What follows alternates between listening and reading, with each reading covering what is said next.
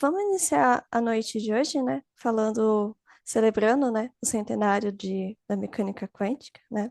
Então, primeiramente, eu queria agradecer tanto pela Unesco, por a gente estar conseguindo trazer um pouquinho dessa celebração aqui para o nosso cenário, também ao Grupo Quanto Brasil, né, pela oportunidade de poder estar apresentando aqui com vocês. Então, vamos conversar um pouco hoje sobre o que está acontecendo, né, neste ano, o que vai acontecer, na verdade, né? Então, a gente vai comentar um pouquinho algumas coisas. Então, eu vou fazer uma breve abertura. Depois, em seguida, vai vir uma palestra do professor Mauro, que vai discutir um pouco sobre alguns marcos, um pouco da história da computação, não só da computação, da mecânica quântica também. E depois vai vir uma breve palestra do Fabrício sobre o circ, e a gente vai finalizar com o Wilson a noite de hoje, certo? Então, vamos discutir os primeiros marcos, né? Só brevemente, e entender o que que é esse IWQ que está acontecendo, tá? Então, voltando lá um pouquinho, em 1900, a gente vai ter o Planck trazendo a hipótese quântica, né? E a gente começa ali alguns marcos muito importantes dessa teoria, né? Então, vai vir depois Einstein, depois vai vir as descobertas sobre a dualidade onda-partícula. A gente vai ter o ano de 1925, e marque bem esse ano, porque é graças a ele que a gente está fazendo esse centenário aqui hoje, né, que Heisenberg vai trazer a formalização da mecânica quântica. Depois a gente tem a equação de Schrödinger, em 1926. Já em 27, a gente tem o mesmo cientista trazendo o princípio da incerteza. Depois a gente tem o problema, né, o paradoxo EQR, que dá ali uma balançada na mecânica quântica, mas acaba voltando aos eixos depois. E, finalmente, em 81, a gente começa com Richard Fermi trazendo um pouquinho ali sobre o que é a computação quântica, hoje em dia é uma pauta muito forte. Em 2001, depois dos anos 2000, então a gente começa a ter um boost, né, aceleração muito rápida desses avanços. Então, em 2001, a gente tem os primeiros algoritmos da IBM que a IBM consegue demonstrar, que é o algoritmo de Shor. Em 2019, a Google ela anuncia, né, a vantagem quântica é, dos computadores.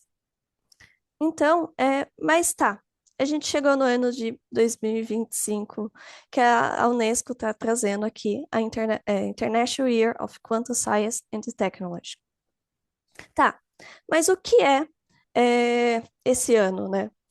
Então, no ano passado, eles trazem uma discussão para a ONU falando que o ano de 25 seria um ano importante por conta das tecnologias quânticas, e a ONU reconhece e declara que esse ano vai ser o ano das tecnologias quânticas, dando o nome de WQ e YQ, né? Eu sempre confundo. Então, o objetivo desse ano vai ser celebrar, divulgar e promover a ciência e tecnologias quânticas, não só pelo Brasil, mas pelo mundo afora. Então, é um evento que está acontecendo no mundo inteiro. Então, ele está sendo organizado por cientistas, colaboradores, educadores, pessoas apaixonadas por educação, computação quântica, mecânica quântica, né, e tudo dentro desse universo. E por que esse ano? Lembra que eu falei há 100 anos atrás, né? É, Heisenberg, ele publica um artigo que vai formular de forma mais criteriosa, né, mais rigorosa, né, a matemática da mecânica quântica, e é ali que os cientistas começam a aceitar mais e começam a discutir o que está acontecendo. Então, é um ótimo ano para a gente refletir sobre tudo aquilo que aquele artigo permitiu, né, formalizou e trouxe todas as conquistas, e também quais são os próximos passos, o que a gente imagina, quais são os próximos avanços futuros. Então, por que é importante ter uma iniciativa como essa? Quando a gente fala da Unesco, a gente tem que lembrar que a Unesco é um dos braços da ONU, mais voltada ali para ciência, educação, tecnologias, né? Então, a ideia é trazer essa conscientização pública, então tornar a ciência quântica acessível, não só disseminar, não ficar só no meio acadêmico, trazer para as empresas, trazer para a população, trazer para pessoas mais jovens para servir de inspiração para as próximas gerações. Então, é uma forma de inspirar, né, as pessoas, também trazer colaborações, então permitir essa reunião, né, entre diversos cientistas, empresas, grupos de estudo que vão começar a surgir, né, e permitir essas discussões. Também é importante a gente refletir esse ano, né, qual é o impacto da mecânica quântica na sociedade, o que que tem tanta coisa ao nosso redor que a gente acaba um pouco esquecendo ou um pouco não prestando tanta atenção, né? E também quais são os próximos passos, né? Quais são os objetivos, né, que a ciência pode revolucionar. Então, o que que vai vir nesse próximo século, nesses próximos passos, né, não só da computação quântica, mas desse todo esse universo. Então, a principal missão da Unesco é aumentar a conscientização pública sobre a ciência quântica e suas aplicações. E ela vai combinar isso em alguns princípios, né? Que vai ser o princípio de ciência para todos, que é o discutiante, então, para todo mundo ter acesso. Então, transmitir, sair do meio acadêmico, sair do meio empresarial, ir para as escolas, incentivar todo mundo a conhecer um pouquinho desse universo. Então, diante de tudo isso, também permitir a diversidade e inclusão, então, para que mais pessoas estejam reunidas, não importa o gênero, não importa nada de nesse sentido, né? Todo mundo esteja, que possa contribuir, todos podem contribuir, independente da idade, independente de qualquer circunstância. Também um dos princípios fortes vai ser a honestidade e a transparência. Então, tem muitas coisas quânticas que não são bem quânticas, tem muitas fake news espalhadas. Então, advertir as pessoas, tomar esse cuidado no que você está divulgando. Então, ter essa certa transparência e se você está vendo, você também alertar as outras pessoas, então ter essa cuidade mesmo e construir esse meio colaborativo, né? Porque não é só de uma pessoa, não é só de um grupo de cientistas que vai construir. Embora muitas vezes eles tragam as descobertas, muitas vezes elas precisam ser representadas, aplicadas por empresas, as pessoas têm que discutir para ver se aquilo faz sentido ou não, para ver se aquilo é aplicável ou não, né? Então, fechando aqui, ontem e hoje teve, na sede da Unesco, lá em Paris, ocorreu a cerimônia de abertura, teve os horários certinhos. Então, teve ontem, se eu não me engano, foi ontem que teve uma das ganhadoras do Prêmio Nobel, fez um discurso. Eu convido todos a assistir. Tem no site da Unesco, você consegue acessar, tem pelo YouTube. Então, participem realmente, né, dessa cerimônia de abertura. Então, teve vários eventos, workshops, então teve bastante coisa, certo? Prosseguindo, então, vamos discutir um pouco quais os impactos, né, que essa tecnologia trouxe. Então, alinhado, como a gente está falando que a Unesco é um dos braços da ONU, então alinhado vai ter as ODS, que a gente sempre está tentando conquistar. Então, o progresso quântico ele consegue atingir em vários níveis, né, essas ODS.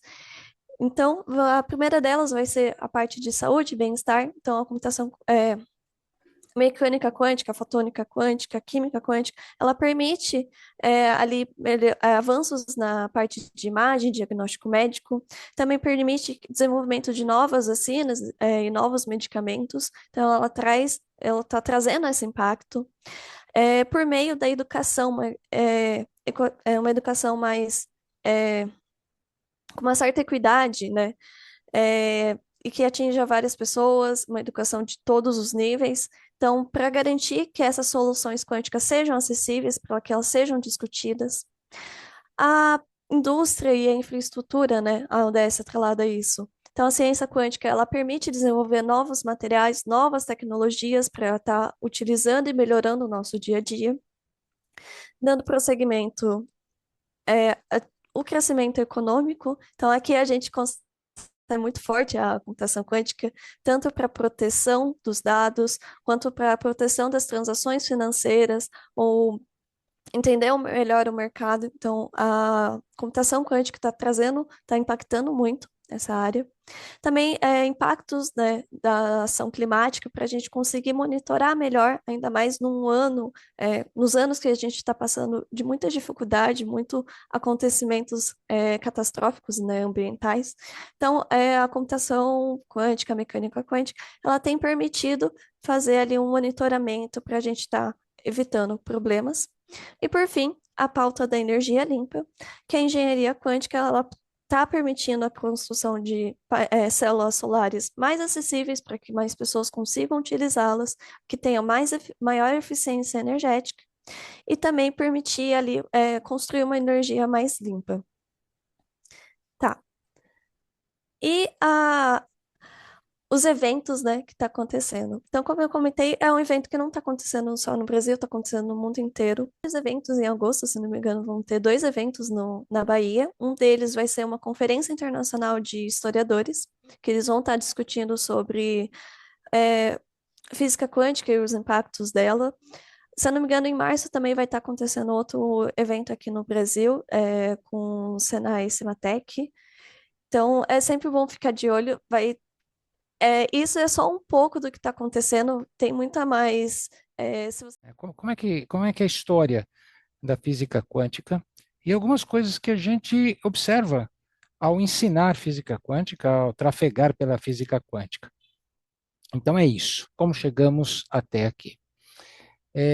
Eu sou o Mauro Andreassa e eu tenho uma sólida formação em física na Pontifícia Universidade Católica aqui em São Paulo, quando ela ministrava esses cursos.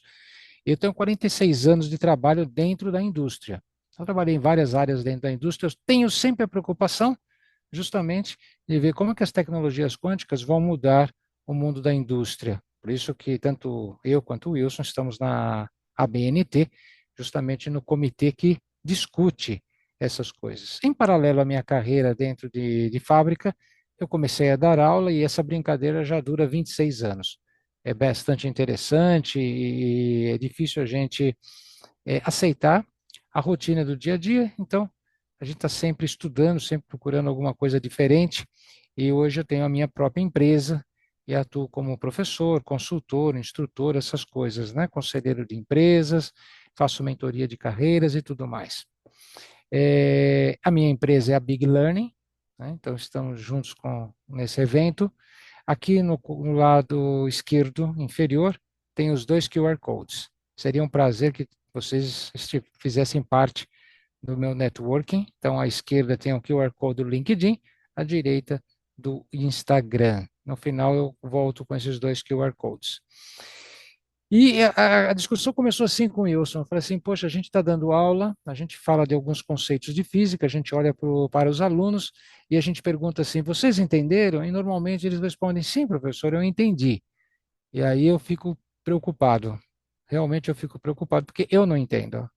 E eu acho que nenhum professor de física, de bom senso, vai entender certas coisas da física, porque ela vive, ela tem ela é bizarra, ela não obedece o senso comum.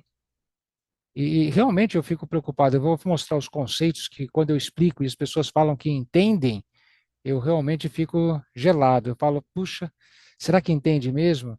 E a gente está ensinando físicos, a gente está ensinando engenheiros, né? Então, e por que que é tão importante entender os conceitos? Porque só entendendo os conceitos mais básicos é que a gente vai conseguir fazer o disruptivo, a gente vai conseguir avançar. Se a gente entender basicamente, a gente vai usar. Então, você vai ser um usuário. Agora, se você quer inovar, você precisa conhecer as raízes do conhecimento. É diferente. Eu pego aqui o Richard Feynman, e ele fala, eu penso seguramente, né, digo que ninguém entende a mecânica. É a frase dele. A Maria Angélica mencionou ele já na década de 80, e ele foi um físico fantástico, ganhou o prêmio Nobel, morou no Brasil, deu aula na USP, uma figura de outro planeta, e ele falava, não dá para entender a física quântica. Agora, se a gente procurar, tem aqui, olha, o Niels Bohr, olha lá, olha lá, se a física quântica segura não te chocou profundamente, então você não entendeu nada. É chocante. O que que é chocante? Por que que eu estou tão preocupado com isso? Primeiro, a superposição. Quando a gente fala de superposição, é dizer assim, ó, uma coisa é ela, mas ela também é outra coisa. Ela pode ser duas coisas ao mesmo tempo. Ah, não. Como que uma coisa, né, pode ser duas ao mesmo tempo? Como que pode ter essa ambiguidade? A física quântica, ela propicia essa superposição. Isso faz sentido no mundo clássico? Isso faz sentido no macro? Não, não faz o menor sentido. Mas somos compostos de pequenas partículas. Todos nós somos compostos de pequenas partículas. Então, como é que é isso? Eu posso ser duas coisas ao mesmo tempo? E pior, olha o quadrado no meio, interferência. Não só eu posso ser duas coisas ao mesmo tempo, como eu posso estar em dois lugares ao mesmo tempo e posso interferir comigo mesmo. Você imagina uma bola interferir com outra bola que é ela mesma, se a gente pensa em partículas. Então, a superposição não é uma teoria. A computação quântica já está usando a superposição. A interferência quântica é um fato. Um fóton, ele consegue estar em dois lugares ao mesmo tempo. Lógico que tem uma relação com o observador, mas ele está em dois lugares ao mesmo tempo a ponto de interferir sobre ele mesmo. Os elétrons, a experiência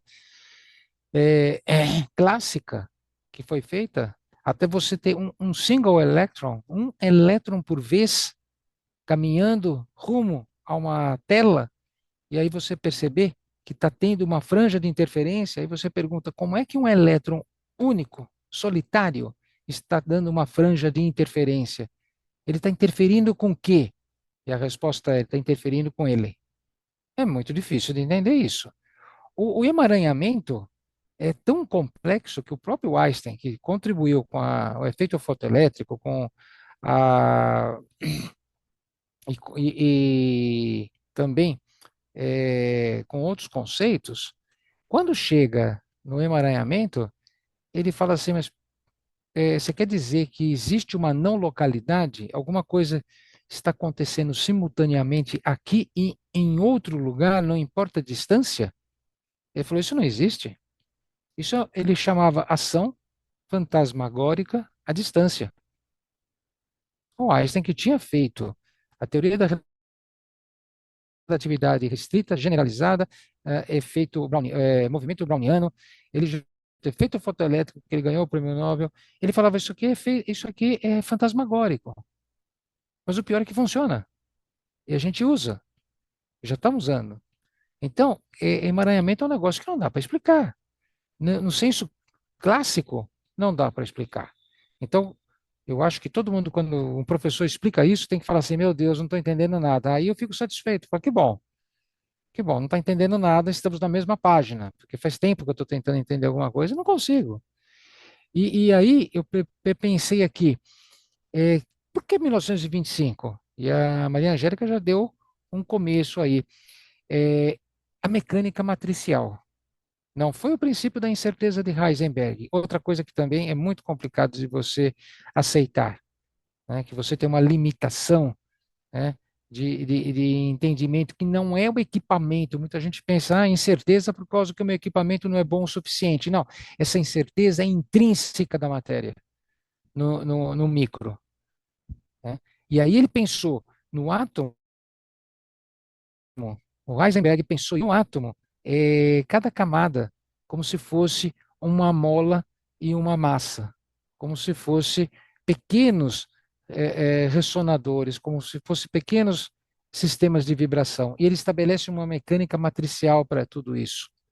Agora, veja, em 1900, mais ou menos, o Planck ele constata que a matéria ela se comporta de forma corpuscular, mesmo não aceitando muito bem isso. 1900.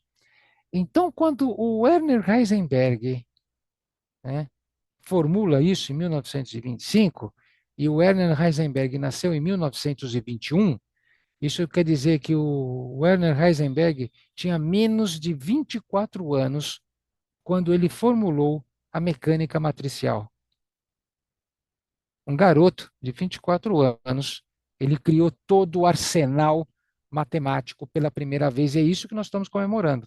Estamos comemorando que agora, a partir de 1925, a gente começa a ter um arsenal matemático que vai ser suplantado pelo Schrödinger. Com a função de onda de Schrödinger funciona muito melhor. Mas a gente vai ver também ao longo da nossa conversa aqui que a gente vive de modelos.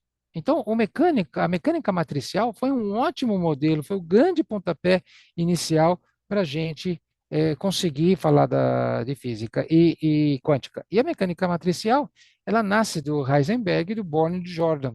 Então, em julho de 1925, ele publicou o artigo revolucionário, que a Maria Angélica até mostrou, e descreve uma nova maneira de tratar sistemas quânticos. E aí começa a mostrar várias matrizes, eu garanto para você que é bastante complicado. Quando você olha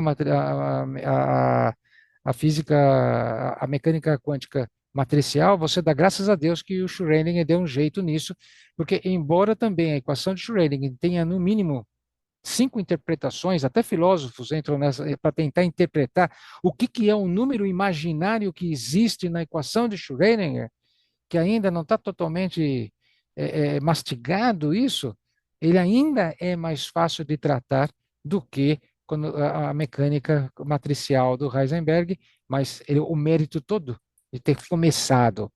E se vocês observaram, quando a Maria Angélica mostrou os locais onde a gente vai ter eventos, tinha lá que vai acontecer em Helgoland, fica na costa da Alemanha. Foi lá que o Werner Heisenberg e conta a história que ele tinha uma crise de alergia desgraçada e foi para essa ilha e acho que não tinha muita coisa que fazer realmente e ele criou tudo o que está sendo apresentado essa festa nesse ano. Então eu falei assim, poxa, que interessante, né? Tem essa ilha, é uma ilha histórica e merece que todo mundo veja essa ilha aqui. Eu até coloco novas fotos. Para quem não sabe onde fica a ilha, está aqui, está nas costas aqui da Alemanha, ali próximo da Dinamarca. Eu acho que a água é um pouco gelada. Eu não recomendo fazer práticas caribenhas nessa região. É bonitinho, olha, até que é bonito. Diz que é um lugar aqui, está escrito aqui que é um lugar de turista, e tal. E eu e o Wilson vamos começar a conversar com a CVC para ver se a gente tem pacotes de turismo para Helgoland, tá? Mas olha que interessante aqui, pessoal. Quando, veja, no quadro superior, você tem osciladores, né? Se você pensar que cada trajetória, lógico que nessa época se pensava ainda uma trajetória mais determinista, não pensava não tinha a função não tinha princípio da incerteza, não tinha a função de onda, mas veja, se você imaginar que cada órbita dessa e uma partícula girando nessa órbita significa um oscilador, isso foi o que o Heisenberg pensou, eu coloco isso em uma forma de matricial, né? Então ele transformou um átomo e os elétrons e os elétrons girando como osciladores virtuais. Quer dizer, foi uma sacada enorme.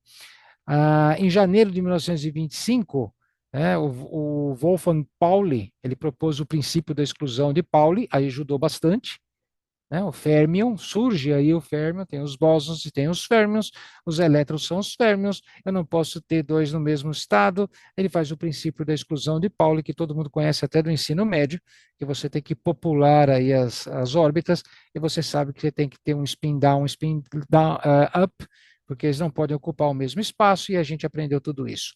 Passa para a mecânica ondulatória, o de Broglie, né? Louis de Broglie e o Schrödinger. Aí, quando eles transformam isso daí no ondulatório, começa a ajudar bastante a ter uma teoria um pouco mais palatável. Aí eu até coloquei aqui a função de onda.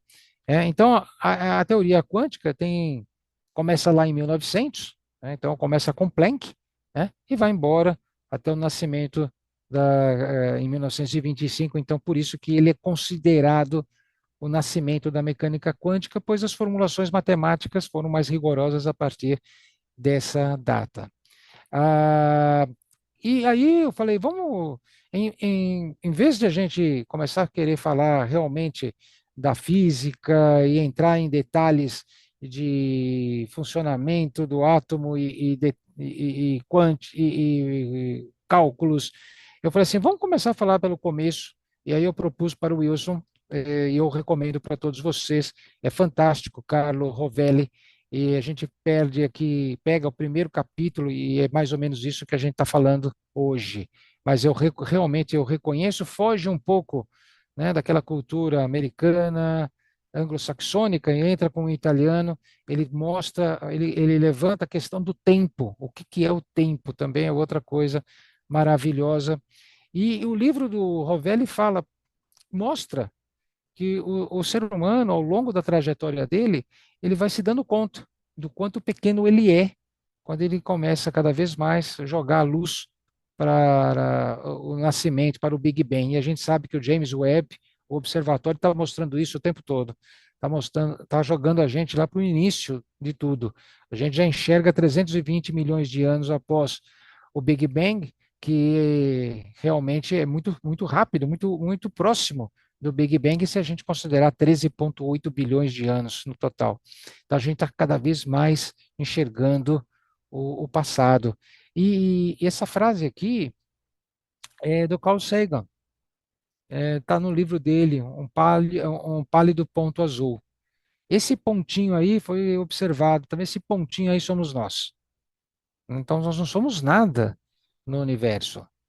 Então, quando a gente começa o estudo da ciência, a gente começa a pensar, a primeira coisa, que isso aqui é o centro de tudo, que a Terra é o centro do universo.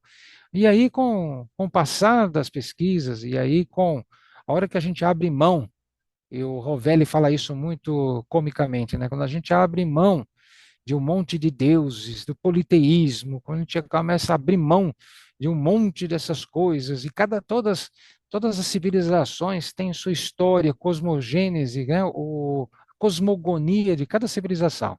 Cada indígena, cada povo começa a contar uma história de deuses, de animais, de noite que cai, de estrela que sobe. E ele fala, a partir do momento que a gente começa a ter uma abordagem científica, né? Isso tudo começa a desaparecer, né? Então, é um sentimento de humildade que vai aparecendo. E aqui eu coloco isso aqui é um modelo, pessoal, né? Teve gente que acreditava que o universo, né, que o planeta, que nós fôssemos isso aqui. Então, uma tartaruga, em cima da tartaruga, alguns elefantes, em cima do elefante, o planeta Terra plano, obviamente, e isso aqui é um modelo. Não vale nem a pena rir, porque todo modelo é um modelo. Então, todo modelo, mesmo a equação de Schrödinger é um modelo. Pode ser que daqui 100 anos a gente dê risada da equação de Schrödinger como a gente está dando risada dos elefantes aqui, né? Mas todo modelo não é o fenômeno. Isso é uma coisa importante para todo mundo que está estudando física, engenharia e tal, porque as pessoas acreditam tanto nos modelos, mas o modelo é a melhor representação de um fenômeno. Isso não quer dizer que esse modelo não tenha algumas impropriedades. É a mesma coisa que o Newton. Newton fez várias equações, por exemplo, da gravitacional, e no final das contas, ela tinha um campo de validade. Quando se aproxima da velocidade da luz, o Einstein nos ensinou que a coisa muda muito. Então, modelo é modelo. Não vale a pena a gente, né, pensar, pensar que aquele modelo é a verdade, né? Dentro da ciência não tem a verdade. A gente tem uma constante discussão sobre isso. O dia que parar de ter essa discussão, isso aí já não é mais ciência. Aí vira política, aí vira outra coisa. Então, eu quis mostrar esse exemplo de cosmogonia que, olha, acreditava-se nisso e funcionava, porque esse modelo devia funcionar muito bem para explicar algumas coisas que queriam ser explicadas. Então, a partir do momento que a gente quer explicar mais coisas, a gente é obrigado a usar de outros modelos. sempre sabendo que esses modelos têm um prazo de vida. Uma hora você vai precisar de um outro modelo para explicar outra coisa, né? E estamos num momento que a gente está pensando muito, temos muitas dúvidas, ainda bem. Nós temos dúvidas do tempo, o que que é o tempo, né? Nós temos dúvidas do que é a matéria escura, do que é a energia escura. A gente vai para um lado, vai para o outro e a gente não sabe, né? Então, uma das teorias mais aceitas hoje, que precisamos de uma teoria para juntar quatro forças. Todo mundo sabe que o universo é formado por quatro forças: forças nucleares fortes, fracas. Aí você tem a gravitacional e você tem a eletromagnética. Lembrando que a eletromagnética já foi um esforço enorme de conseguir juntar duas, a força elétrica e a força magnética. Maxwell deu uma força para a gente nisso, junto com o Michael Faraday. Então, aí já tem uma unificação de forças. Nós temos um prêmio Nobel esperando para quem conseguir juntar a força da gravidade às outras três forças que já estão funcionando muito bem. Então, é essa grande luta e grande corrida. Como é que nós vamos unificar a força gravitacional com a força, com as outras três? O Carlos Rovelli, naquele livro, ele mostra um pouco disso. Ele pensa um pouco ele lança uma luz nessa teoria. A gente tem a teoria das supercordas e tem a teoria da gravidade quântica em loop, em laços. É, por que eu coloquei aqui a de loop? Porque é que eu mostrei a capa do livro. Então, se vocês derem uma lida nesse livro, vocês vão ver que ele defende essa daqui. A, a teoria das supercordas é um pouco. Ela tem uma quantidade de. Ela usa uma quantidade muito grande de coordenadas, né, de não só, por exemplo, espaço e tempo, né? Nós temos quatro tempo, a gente tem o x, o y e o z. Quando você chega na teoria da supercordas, aí a quantidade de dimensões aí dispara. E aí o que os críticos dizem é que quando é que a gente vai conseguir saber se existem 11, 13 dimensões, como algumas teorias das supercordas diz. Aí você vai, para essas dimensões aparecerem, precisaria de uma quantidade de energia muitíssimo grande. Essa é uma das críticas que o Rovelli faz, e fala assim, a minha teoria não precisa tanto assim, né? Então, é um negócio bastante interessante para a gente discutir. Essa aqui é uma foto de 1900, de 2013, mais ou menos, do Observatório Planck, de uma sonda.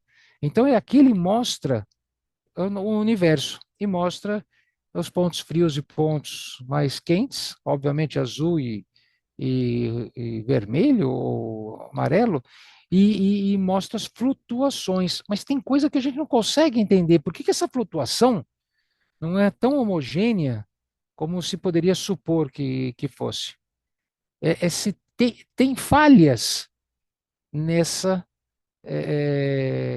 eu não digo que falha, ela está correta. As nossas teorias é que não conseguem explicar, as falhas estão nas nossas teorias.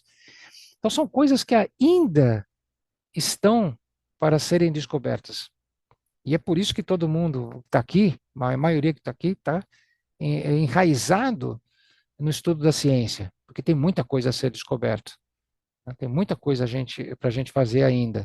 E aqui a gente não consegue compreender perfeitamente algumas anomalias. Essa aqui foi chamada de uma anomalia. Por que que acontece? Eu não sei. Ninguém sabe ainda por que acontece essa anomalia. Mas o importante é você lançar uma luz. E aí a gente usa aqui essa história do Platão, né, do mito da caverna, que a gente fica olhando para dentro e a gente realmente às vezes não sabe, fica assustado com sombras, né? A gente acha que a sombra é a realidade, né? Então, o mito da caverna é isso. Colocar a cabeça para fora pode parecer básico, mas o que a Maria Angélica reforçava e que a gente precisa fazer, todo mundo que está engajado na ciência, é fazer com que as pessoas coloquem a cabeça para fora, né, para pensar. Tem gente que acredita que a Terra é plana, tem gente que não acredita na ciência, tem gente que não acredita na vacina, tem gente que não acredita que o homem chegou na Lua, e nós estamos em 2025 e a gente tem esse problema. São pessoas que não colocam o nariz para fora da caverna. Esse é um trabalho que a gente tem que fazer, né? E esse ano de divulgação é para isso. A gente não vai, nessas conversas à noite, a gente não vai sair daí com uma brilhante nova teoria, mas a gente tem o nosso trabalho para fazer. E é isso que eu convoco vocês aí a gente trilhar. Você vê que a teoria corpuscular, essa coisa do pequeno que a gente está discutindo aqui, porque os fenômenos bizarros aparecem só quando as partículas são muito pequenas. E o Carlo Rovelli, no livro dele, fala: olha, 26 séculos atrás, a gente começou a pensar, né, que a matéria era corpuscular. Nós não tínhamos equipamentos, nós não tínhamos nada. Essa é a parte interessante. Hoje, toda vez que você tem um novo equipamento, ele cria um novo paradigma. Olha o James Webb aí. Ele tirou fotos, né? Viu, por exemplo, buracos negros primordiais, buracos negros que não deveriam estar onde eles foram encontrados, porque o universo era muito jovem. Então, como é que o universo é tão jovem e já tem um buraco negro tão velho? Então, uma das teorias agora é que, então não são 13,8 bilhões de anos, são 26 bilhões de anos de história. Aí vem outro físico e fala, não, é que a luz, para chegar até nós, ela cansa. Então, ele lançou a teoria da luz cansada, ou seja, que a luz interage e ela demora para chegar. Então, não é que o universo tem 26 bilhões, ele tem 13, mas é que a luz demorou mais tempo do que deveria para ter chegado a gente aqui. Então, toda vez que surge um novo equipamento, ele muda o paradigma. Agora, o que o Leucipo, lá na Grécia, 26 séculos atrás, que equipamento que ele tinha? A não ser a discussão, a não ser o cérebro, a não ser a conversa. Era isso que tinha. E eles chegaram a isso daqui. E aí o Rovelli mostra que na época Mileto era grande cidade. Eu coloquei uma flechinha aí. Mileto era uma grande cidade, né? Tales de Mileto, todo mundo conhece o nome.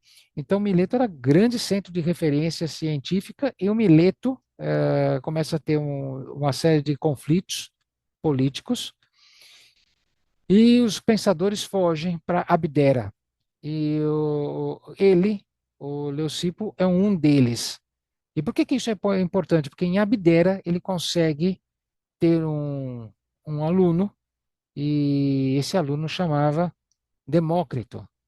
E Demócrito, sim, aqui já tem uma foto de Abdera, e aí sim ele tem uma pessoa que vai levar o trabalho dele para frente, que é Demócrito. E a gente estuda isso desde os primeiros anos do ensino fundamental, que ali, fundamental 2, a gente estuda que Demócrito foi o primeiro que disse que tinha uma teoria corpuscular. Ele falava que era o átomo quer dizer indivisível, mas ele chegou bem perto, né? Porque ao dizer que era indivisível, tudo bem que ele errou porque não era o átomo, mas a gente sabe que tem partículas, que compõem o átomo e que vai chegar um momento que é indivisível porque o mundo é finito. Inclusive, em todas as equações, se as suas equações começarem a dar infinito, você sabe que você está com uma equação errada. Não pode dar infinito. Então você tem que reformular tudo isso, você tem que reparametrizar as suas equações, porque tem que ser finito. E o Demócrito, com esse lance de dizer é indivisível, em algum momento tem que chegar no indivisível, é que conseguimos pensar na teoria corpuscular. Aqui, mais ou menos, o que a Maria Angélica mostrou, quer dizer, 440 anos antes de Cristo, né, a gente chega nessa essa proposta, né, do indivisível, da palavra átomo. E aí a gente vem com vários grandes cientistas, o Dalton, no princípio das esferas compactas e indestrutíveis. A gente tem o Thomson. Thomson fez eu sempre lembro o pudim de passas de Thomson. Ele falava, né? Então o elétron seria o pudim e a uva passa seriam os prótons. Esse era o modelo dele, um modelo que funcionou bem por um tempinho, né? De uma certa forma, o pudim, aquela massa toda, é quase que se você pensar hoje, onde que está o elétron? Eu não sei onde está o elétron. A gente tem probabilidades de estar mais de um lugar, mais no outro, mas não estava tão errado assim em você pensar a distribuição do elétron, dos elétrons como se fosse um pudim. Então, o pudim de passas de Thomson foi um dos modelos, né? Ajudou, levou a gente alguns anos à frente. O Rutherford começou a fazer experiências, lançando elétrons por uma partículas por uma folha fina de ouro, descobriu que tinha vazios, porque a partícula passava e não era defletida. Então, peraí, o átomo não é tão robusto assim, não é tão consistente como um pudim, tem vazios, então Rutherford ajudou a gente nisso. Já o Bohr, né, fez grande inovação, porque aí ele usou um modelo planetário, inspirado até no próprio sistema solar, até chegar ao Schrödinger, junto com a ajuda do de Broglie, e falou a teoria ondulatória, junto com Heisenberg, que se não tivesse o princípio da incerteza, não teria a dualidade onda-partícula, não teria o modelo do Schrödinger, com essa função de onda de Schrödinger. Então, tudo faz muito sentido. O paradoxo de Zenão fala da corrida entre o Aquiles e a tartaruga. Esse é mencionado no livro do Carlo Rovelli. E justamente, dependendo de como você faz as considerações, você vai ver que em um determinado momento, mesmo que Aquiles corra muito, se você considerar o princípio de finitos, finitos, finitos, você vai ver que a tartaruga vai ganhar, né? O que não acontece muito na prática, mas em termos de discussão, foi bastante importante, porque leva a gente no finito. O universo não é infinito, né? A gente tem que pensar que estamos autocontidos. E isso foi muito interessante. E o que o Rovelli começa a discutir, começa a propor, né, é que o espaço-tempo também tem que ser discretizado. Da mesma maneira, vamos fazer com que o espaço-tempo seja quantificado. Vamos trazer a mesma coisa que a gente tinha, o movimento que era contínuo, a gente começou a entender que esse movimento era discretizado, né? O que acontece se a gente tentar fazer com que o espaço e o tempo sejam discretizados, né? Então, hoje, trabalhando nisso, buscando é, transformar o espaço-tempo em quântico, né, de forma discreta, né, que é uma consequência daquilo tudo. Aí o Rovelli fala das contribuições de Einstein, e você vê, mesmo que ele tenha sido contra, porque até o princípio da incerteza ele era contra algumas coisas. Ele falava assim: se eu não consigo enxergar a Lua, quer dizer que a Lua não existe? É uma das perguntas que ele fazia. E a provocação é porque o observador ele é importante na física quântica. Porque a física quântica é isso, né? Se o observador está lá, um cara clássico como nós, a gente está olhando o átomo, o elétron, por exemplo, o fóton, ele se comporta como uma partícula. Então é uma bolinha batendo. Ah, eu não estou olhando, né? Sem observador, sem interferência, sem sensor. Como é que ele se comporta? Ah, ele se comporta como uma onda. Ah, mas espera aí, então ele depende do observador? Sim, a física quântica depende do observador. Agora, o Einstein era um determinista, porque fazia muito sentido para ele conseguiu fazer as teorias da relatividade restrita e generalizada com determinismo, né? Ficou para nós pegar as teorias somente a generalizada, que explica o campo gravitacional, e quantizar esse campo gravitacional em algum momento, ou fazer alguma coisa para conseguir juntar, fazer a unificação. Que ele tentou fazer isso até o momento da morte dele, unificar os campos, mas não conseguiu. Então, ele não acreditava, né, no efeito do observador, ele acreditava que tinha alguma coisa oculta. E aí surgiu, né, a história, né, das variáveis ocultas. Né? Por que que a física quântica depende de probabilidade? Ah, porque eu não consigo enxergar alguma coisa que é importante e por isso eu simplifico fazendo uma brincadeira de probabilidades. Com o passar do tempo, a gente viu que não é nada disso, que realmente a matéria ela tem um comportamento probabilístico. Não existe.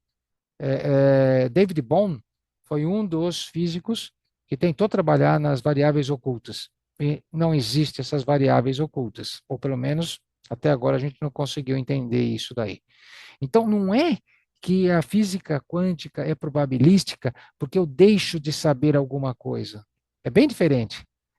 Né? Uma coisa é você falar assim, eu tenho uma incerteza em relação à medição porque o meu equipamento não é bom. Não. A incerteza é intrínseca da matéria. Depois, eu não consigo entender por que,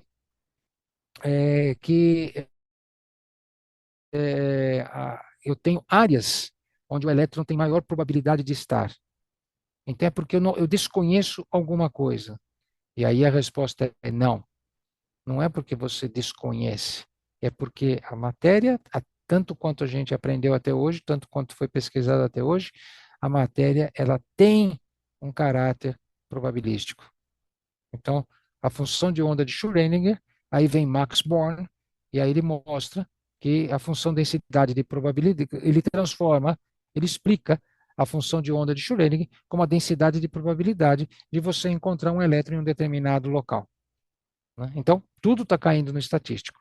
E o Einstein não tinha essa visão. Ponto para nós aqui qualquer. Mesmo um sujeito como esse, né, mesmo a genialidade dele, a gente sabe que a ciência muda, né, e que ela precisa ser repensada e que a gente precisa desafiar. Né? Ninguém sabe tudo. E mesmo um Einstein nos ensina isso daí. Né? Aqui é um movimento browniano. Se você pensar em 1905, 1905 ele fez o ano miraculoso da física, é assim chamado. Ele fez 5 papers. Ele tinha 23 anos. Ele fez 5 papers. Ele fez a teoria da relatividade generalizada, desculpa, a teoria da relatividade restrita. Ele fez o efeito fotoelétrico. Ele fez a equivalência energia e massa, que todo mundo adora escrever isso, energia igual a mc quadrado, e colocou também o movimento browniano, e a quinta foi a tese de doutorado que ninguém lembra, ele só fez para passar mesmo de ano e o professor sair do pé dele. Né? Porque ele fez 5, como ele ganhou o Nobel? Como ele ganhou o Nobel? Os outros ele só não ganhou o Nobel porque a teoria da relatividade restrita demorou tanto tempo para ser provada, generalizada, as ondas gravitacionais. Ele falou que a onda gravitacional existia em 1916 e a gente conseguiu ver a onda gravitacional em 2016. Demorou 100 anos. Então não dava para dar o prêmio para o cara. Né? Então, é o ano miraculoso, 1905.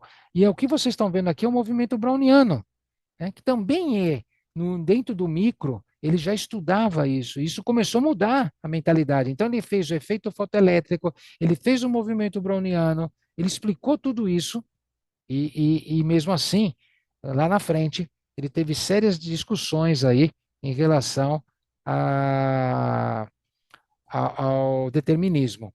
Aqui, o Rovelli fala, né, da luz, da decomposição da luz. Aí mostra essa foto antológica do Isaac Newton, ele decompondo a luz do Sol e mostrando como que ela era composta. Então, isso aqui são os primeiros passos do eletromagnetismo.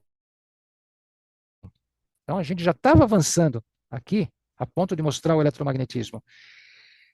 Aqui é um ponto de Faraday, O Faraday, isso aqui eram as palestras de Faraday. Ele fazia essas palestras no dia de Natal, famosas palestras de Faraday no dia de Natal. Então ele chegava, Faraday era um dos grandes físicos experimentais. Tinha baixa teoria, era um jovem muito pobre que teve que trabalhar muito, muito cedo e não teve como ter uma formação clássica para poder resolver equações e tudo mais. Mas ele fez experimentos que mudaram a história e depois dele veio o Maxwell, né? O James Maxwell, que faz talvez as mais belas equações da física. Todo físico gosta das equações de Maxwell, porque é claro que tem um espaço de discussão aqui também, quando vocês veem a segunda equação, divergente do campo magnético, né, divergente de B igual a zero, isso leva a gente a interpretar que não poderia haver monopolo magnético, né? Então, por exemplo, eu não consigo ter um polo sul no meu bolso. Se eu tiver um ímã, ele tem o polo sul e o polo norte. Então, quando a gente fala divergente de B igual a zero, é isso. Eu não consigo ter monopolo magnético. Coisa que estão trabalhando bastante, né? A gente sabe que não existe nada que impeça cientificamente, quando a gente vê a teoria, a gente sabe que monopolos magnéticos são possíveis, né? E agora, com a física da matéria condensada, os trabalhos que estão sendo feitos na física da matéria condensada, nos levam a crer que, mais do que nunca, que é possível ter, e já existe algumas coisas né, nesse sentido, na questão do divergente de B igual a zero. Então, o James Maxwell, ele pega tudo que o experimental Faraday faz e coloca isso com um verdadeiro bom rigor matemático. Então, esse daqui, pessoal, esses poucos slides e essa historinha é apenas o primeiro capítulo do livro. O livro que eu e o Wilson escolhemos justamente para dar um pontapé inicial nessa discussão desse ano aqui sobre a física quântica. Se não fosse todas essas pessoas, todos esses pensadores, evidentemente nós não estaríamos aqui. Então, eu agradeço bastante o tempo que vocês me deram, agradeço bastante o Wilson, que nós tramamos essa discussão para começar. E a gente espera que tenha muitas e muitas outras discussões e que as discussões tenham que ir nas raízes e não nos hypes. Isso que é importante. Discutir hoje um hype do computador quântico é desprezar um monte de coisa. Eu não sei se nós estamos preparados para discutir o nível de tecnologia de um computador quântico, mas a base a gente precisa discutir a base. Tem um monte de jovens escutando a gente e a gente precisa de toda a força aí para continuar esse progresso. Então, é importante a raiz do conhecimento. Pessoal, não despreze a raiz do conhecimento. Era isso, Wilson? Fantástico, foi com chave de ouro, parabéns, muito bom.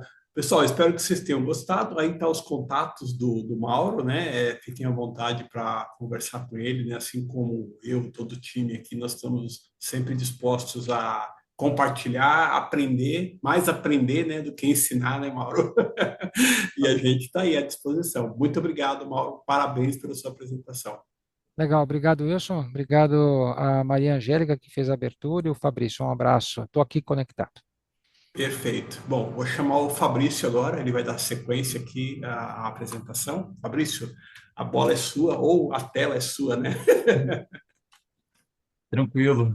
Obrigado, Mauro. Obrigado, Maria, Wilson, toda a comunidade aqui Quantum Brasil, né? Deixa eu compartilhar minha tela. Vocês estão vendo a minha tela? Se alguém puder confirmar ali. Sim? Ah, beleza. Então tá, pessoal. Boa noite para todo mundo.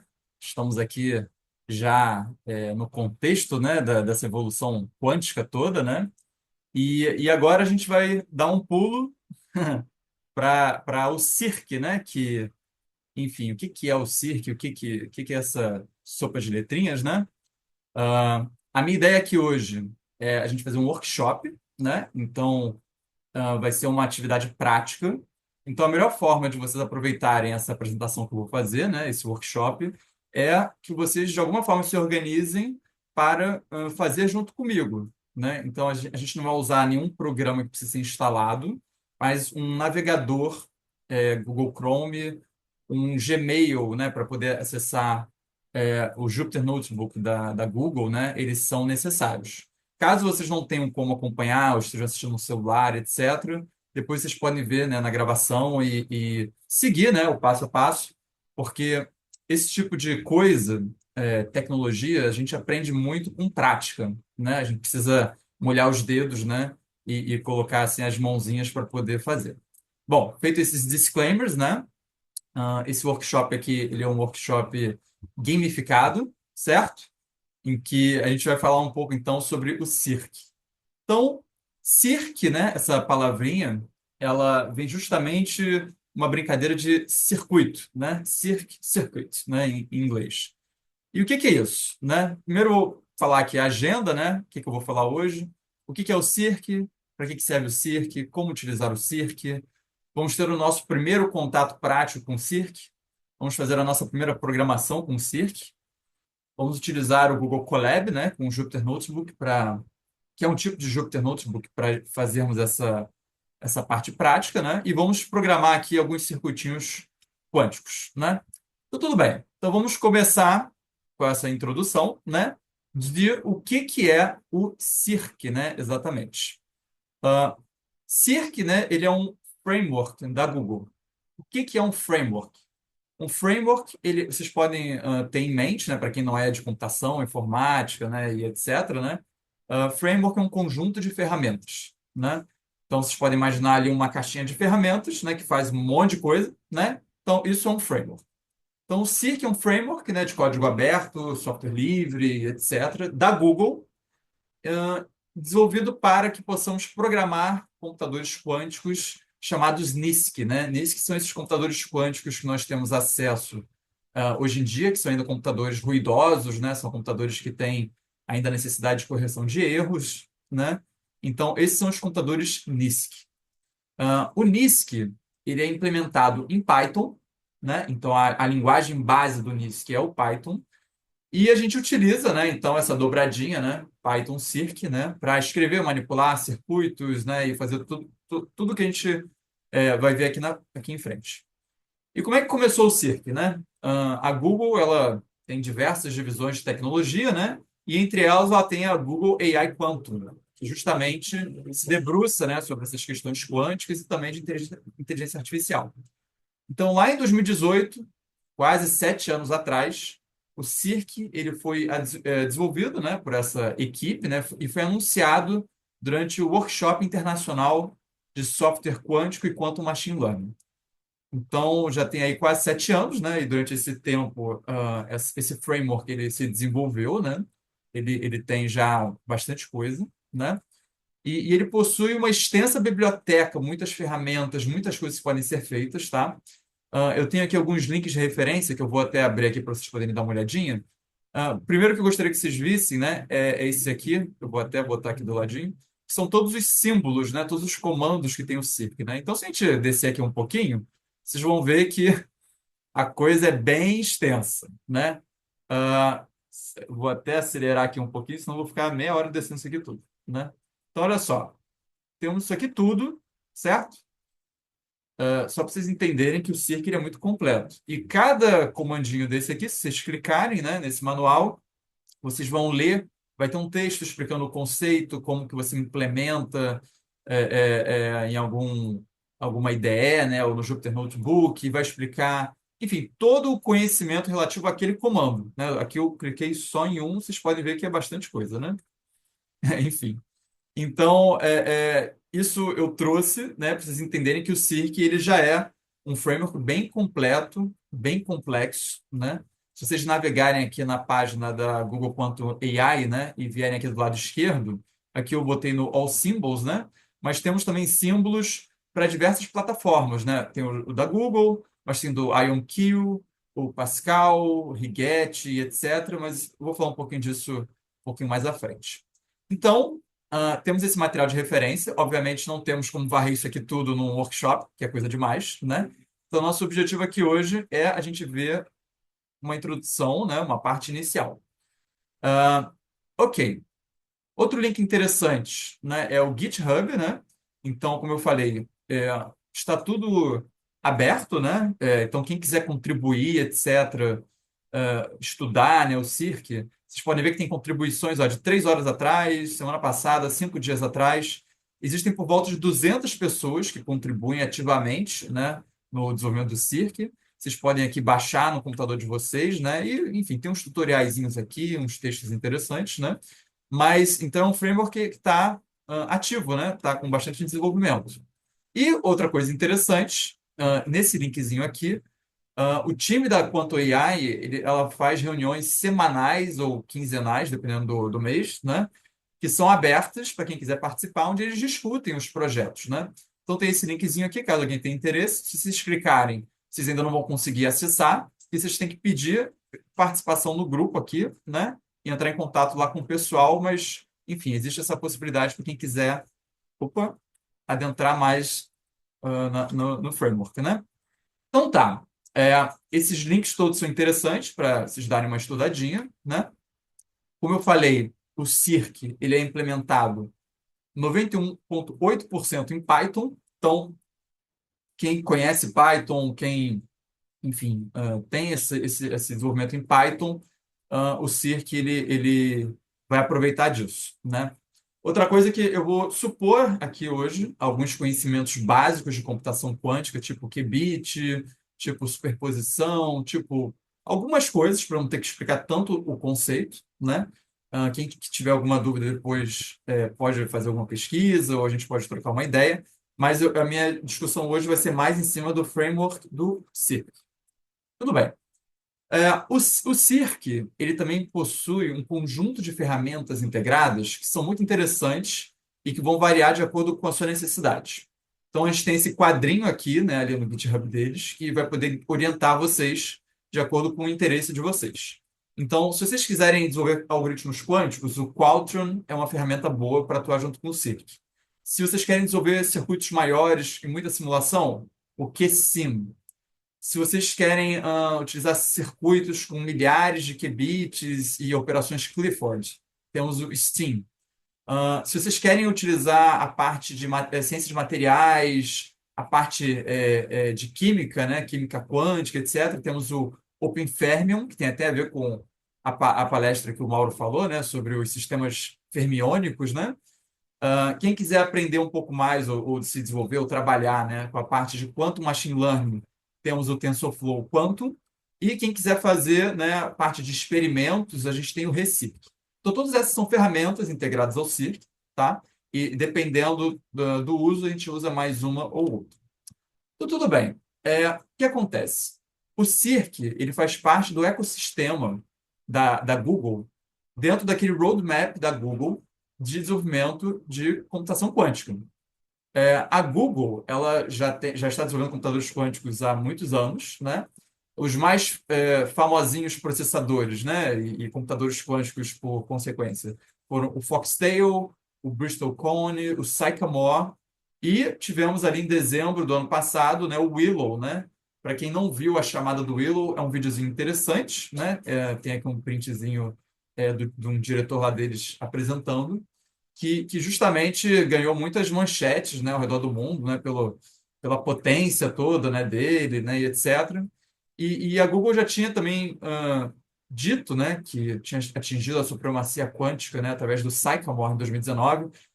Foi debatido, né, enfim, esse conceito por outras empresas, e os chineses também vieram e também trouxeram outros argumentos, mas o importante dentro do ecossistema de desenvolvimento de computadores quânticos da Google, que agora está no Willow, o CIRC faz parte dessas tecnologias, né?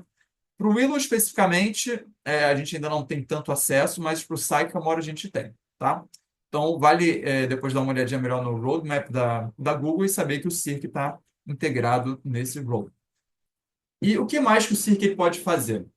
A gente pode acessar diversos computadores quânticos, né? Então, temos aqui algumas empresas que têm computadores quânticos ou hardware quântico, como a QT, a Microsoft, né? Também tem a sua divisão de computação quântica, que a gente pode acessar via cloud pelo Azure. Temos o IonQ, Rigetti, a própria Google, né? Pascal e outras, né? Que vocês podem acessar, né, no próprio site ali deles, né, desses fornecedores, assim como vocês podem acessar naquele material de referência ali que eu mostrei, né, para utilizar o Circ para poder programar esses computadores. Porque existem algumas especificidades, né, e algumas variações de comandos dependendo de qual plataforma vocês estiverem mexendo. Então, como eu tinha falado anteriormente, né, então agora só para expandir um pouquinho mais, né, existe a biblioteca TensorFlow Quantum, TFQ, né, que usa o Circ para quem quer mexer com machine learning quântico, né, e também esses modelos híbridos, né, de machine learning quântico e clássico. E temos o OpenFermion Circ, né, que é para justamente quem quer trabalhar com química quântica e sistemas fermiônicos. Então, isso tudo tem esses materiais de referência aqui, vocês podem, enfim, ler, estudar e se especializar nesses campos. Então, como é que funciona a arquitetura do Circ, né? Nós temos ali uma camada intermediária, né, que é o Circ, como vocês podem ver aqui nesse retângulo, né? Que não é bem retângulo, porque ele está meio curvadinho ali no final. Mas temos aqui essa camada do Circ, que é o framework. Acima, temos todas essas bibliotecas e ferramentas que eu falei, o OpenFermi, o TensorFlow e etc., né? E abaixo, nós temos dois segmentos principais. Temos o Quantum Cloud Service, que é o serviço de nuvem da Google, onde nós vamos acessar os computadores quânticos, né, o hardware real da Google e dos outros fornecedores, né, como eu mostrei ali anteriormente. E temos ali um pedacinho que é para a parte de simulação de circuitos, né, que não é necessariamente a parte que está utilizando o computador quântico, mas são computadores clássicos simulando computadores quânticos, né? Então tá. Então, como é que a gente usa o Circ? Como é que a gente instala o Circ? Né? Vamos botar a mão na massa e etc. Existem duas formas principais. A gente pode instalar o nosso computador, tanto em ambientes Linux, Mac ou Windows, né? E para isso, vocês precisam, no presente momento da apresentação, né? Eu botei janeiro, mas já estamos em fevereiro, né? Em janeiro de 2025. A gente precisa da versão Python a partir da 3.10 para frente, tá? E a gente tem uma instalação muito simples. Eu instalei aqui usando o PyCharm, né? E aquela distribuição da JetBrains, etc. Vocês têm esse link que vocês podem acompanhar. É tão simples quanto entrar no terminal da IDE de vocês, como um PyCharm da vida, um Visual Studio, e dar um pip install, né? Então, vocês vierem aqui no Windows, vocês vão dar aqui um pip install Circ e vai instalar, né? Muito tranquilo. Mas a outra alternativa, que é o que nós vamos ver aqui hoje, né? Vamos utilizar o Colab, né? Que é um Jupyter Notebook da Google, né? Então, eu vou pedir que vocês, se possível, né? Se quiserem acompanhar, que vocês acessem uma conta do Google, já estejam conectados no Gmail de vocês, para que vocês possam acompanhar esse passo a passo. Então, temos a nossa primeira missão, né? Como eu falei, é um workshop gamificado, né?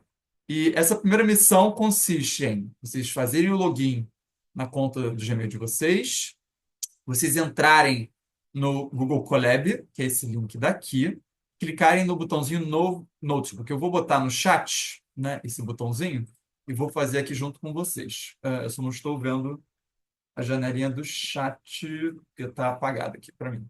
Tá. Tá, acho que encontrei aqui. Chat, tá. Vou botar aqui o chat, o Colab, né? Dentro aqui do Colab, vocês vão clicar nesse botãozinho aqui azul, que é o novo notebook. E com isso, dando tudo certo, né? A internet não estando muito lenta, né? Vocês vão entrar no primeiro Jupyter Notebook de vocês, né? Todo ali sem comandos. E vamos fazer aqui o nosso primeiro circuitinho, né? Então, o nosso circuito aqui, ele tem duas partes. Eu vou botar o código aqui no chat também. Temos o lado esquerdo e o lado direito aqui do código. O lado esquerdo, a gente vai instalar o Circ, né? E esse processo, dependendo, às vezes pode demorar um pouquinho. Eu vou botar aqui no chat, vocês podem copiar e colar. Vamos fazer esse pedacinho aqui juntos. E como é que a gente vai fazer? Vamos botar aqui esse comando, vamos dar Shift Enter para que ele execute. Enquanto ele está executando, eu vou explicando, né? Temos aqui um comando try, em que a gente está pedindo para importar a biblioteca Circ. Mas o que acontece? Como essa biblioteca não está instalada ainda, ele vai jogar um erro. Quando ele jogar um erro, ele vai entrar nessa opção aqui, Except Import Error, e ele vai mandar esse comando print installing Circ, que é o que ele acabou de botar aqui embaixo. É um texto, né? Print é para imprimir um texto, né? E aí, com isso, ele vai executar o comando seguinte, que é o pip install quiet circ. O quiet circ, ele é uma forma de instalar o circ de uma forma quiet, né? De uma forma silenciosa, né? De uma forma que não mostre todos os pacotinhos, né? Menos ruidosa. E após isso, a gente vai sim poder importar o circ, e aí ele vai imprimir ali, ó, installed circ, circ instalado, como apareceu aqui. Então, beleza. Temos o circ instalado, agora podemos ir para o nosso segundo comandinho aqui, o que nós vamos fazer nosso primeiro circuito. E a gente vai entender o que está acontecendo aqui também, eu vou explicar parte a parte. Para isso, vamos pegar aqui vou botar aqui no chat o comando, né? Essa programação toda, vamos botar aqui esse segundo pedacinho do notebook e vamos apertar Shift Enter. Vocês podem também programar na mão, né, ao invés de copiar e colar.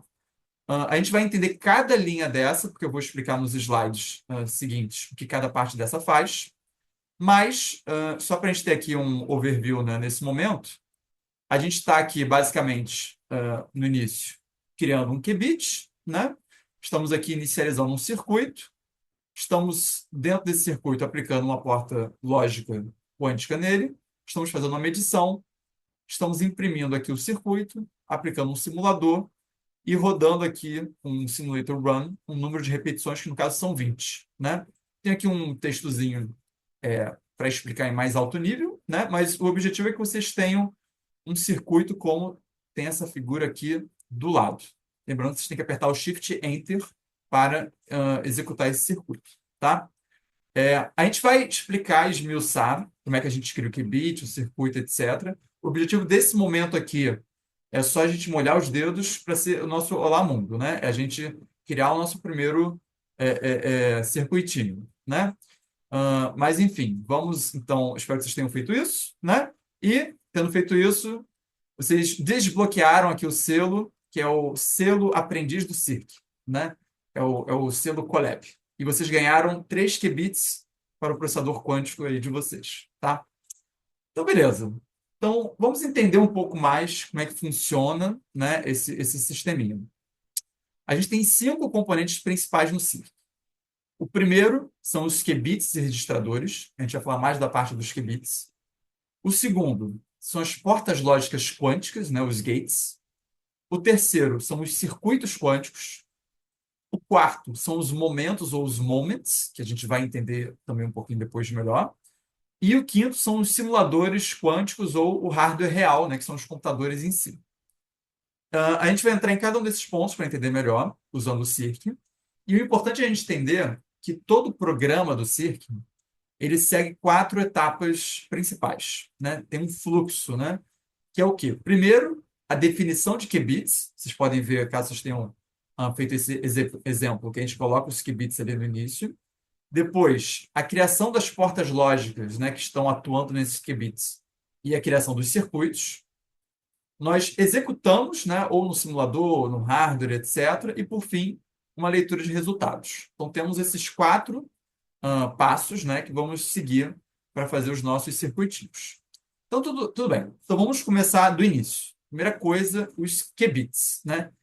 Eu estou assumindo que vocês saibam o que são qubits, né? Os qubits são os bits quânticos, né, que é aquela unidade básica dos computadores quânticos para poder realizar qualquer tipo de computação. Da mesma forma que nós temos os bits clássicos para computação clássica, temos os bits quânticos, que podem ser descritos, né, como uma esfera de Bloch, como vocês podem ver nessa figura daqui. Mas abstraindo a parte física, né, indo mais para a parte, né, de programação em si, né, no Circ, a gente tem 3 formas principais através de 3 classes específicas para representar e criar os qubits. Nós temos o circ.namedQubit, que são esses 2 comandozinhos aqui iniciais, né? Que a gente pode nomear e criar qubits por nomes.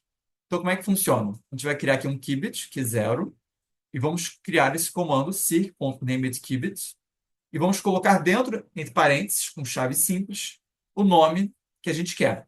Aqui eu botei source, mas podia ser unicórnio azul, podia ser Wilson, podia ser Mary, podia ser o nome de vocês, o que vocês quiserem, né? Então, temos essa primeira forma, que a gente usa o circ named qubit, e a gente coloca o nome entre aspas simples. Primeira forma. Segunda forma, né, que a gente usa o line qubit, que é são essas 2 linhas aqui na sequência. O que isso aqui faz? A gente organiza e cria qubits linearmente, né? É como se fossem números, é como se fossem posições. Imagine uma linha, posição 0, 1, 2, 3, né? Então, a gente vai criar o qubit através de posições. Então, no exemplo aqui do Q3, a gente está criando um Q3 usando o comando circ.lineQubit 3. Aqui a gente está criando um qubit, que é o Q3, e estamos botando na posição 3, que em computação, quando tudo começa no 0, então seria 0, 1, 2. Né? Então, na posição ali, estamos criando o nosso qubit 3. Vocês podem imaginar uma linha. Nessa aqui da sequência, o Q0, Q1 e Q2, usando o circ.lineQubit range, é um pouquinho diferente. A gente também está usando esse comando, que é o lineQubit, né, essa classe, mas a gente está usando um range. Né? Um range é algo que vai para um alcance. Né? E aqui a gente está botando 3 elementos. Então, aqui ele vai criar 3 qubits. Ele vai criar o qubit 0, o qubit Q1 e o qubit Q2. Então, diferente de cima, em que um qubit está sendo criado na posição 3, aqui nós temos 3 qubits criados por conta desse comandinho aqui do range. Tá? Ok. Agora, a terceira forma que nós temos para criar um qubit, um bit quântico, é usando esse comando que é o circ.gridQubit. A gente sempre vai usar esse comandinho circ no início, né? E aí a gente usa o ponto para poder chamar, né, essa classe, esse objeto e etc. Né? O gridQubit, ele tem uma característica que é como se fosse uma grade em 2 dimensões, como se fosse uma matriz. Então a gente vai poder criar bits quânticos em posições específicas nessa matriz. Isso pode ser importante se a gente estiver utilizando processadores como, por exemplo, o Google Sycamore, que a gente vai ver na sequência.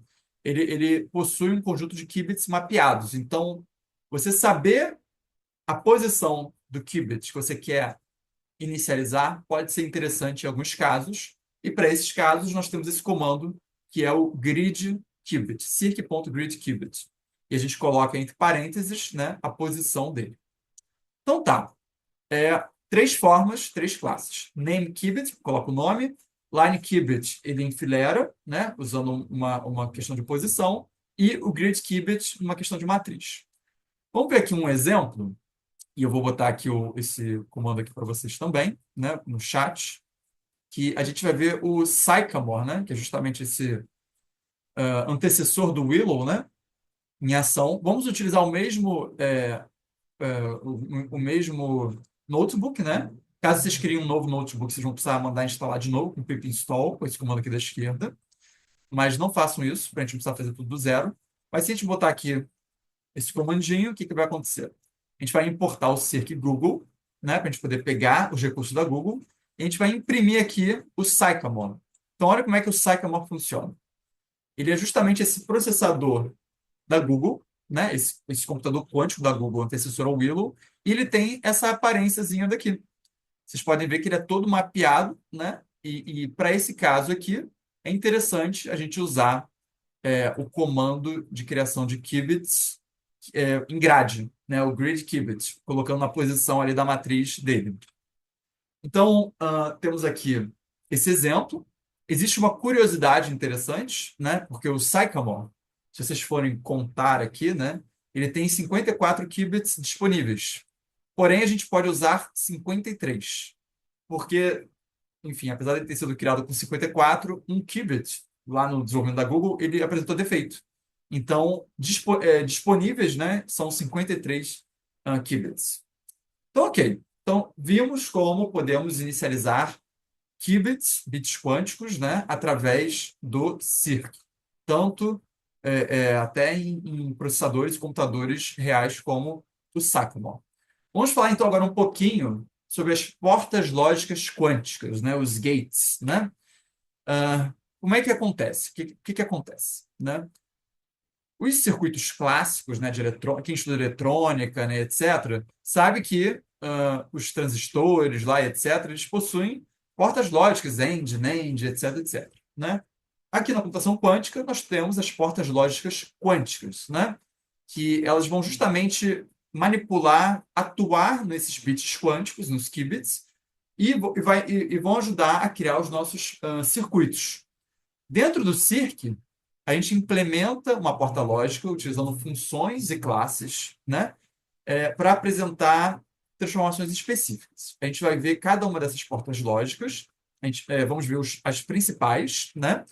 E o importante é a gente saber que, através das portas lógicas, a gente consegue criar os fenômenos que o Mauro estava falando ali na evolução da ciência, né? Da evolução da mecânica quântica, né? Então, existem portas que criam estado de superposição, de emaranhamento, de interferência, né? Então, essa é a forma que a gente pega todo esse avanço da física quântica e da mecânica quântica e a gente abstrai para utilizar comandos de programação usando o framework Cirq para usar essas propriedades simulando ou acessando computadores quânticos reais para que possamos criar os nossos circuitos quânticos, né?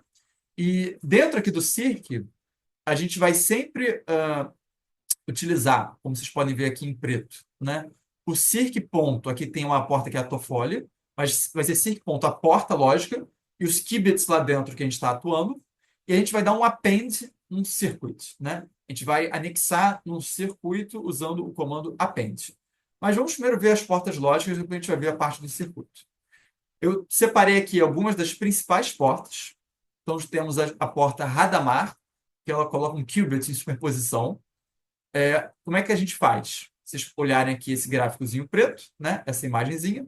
A gente vai usar o circ.h e, entre parênteses, vamos criar o qubit. Vamos colocar o qubit que a gente criou na etapa anterior. Vamos colocar aqui. Então, a porta Hadamard vai atuar nesse qubit e aí vamos dar um append para ela entrar, essa porta lógica entrar no nosso circuito. A porta Hadamard, ela coloca o qubit, né, o bit quântico em superposição, ela vai transformar o estado do ket 0 em ket 0 mais 1 sobre raiz de 2, né? E o estado ket 1 nesse estado ali de ket 0 menos ket 1 sobre raiz de 2. Aí aqui já entramos numa parte, né, da parte da física, a parte dessa matemática, né, da álgebra linear, aquela coisa toda, né, para a gente poder fazer isso funcionar.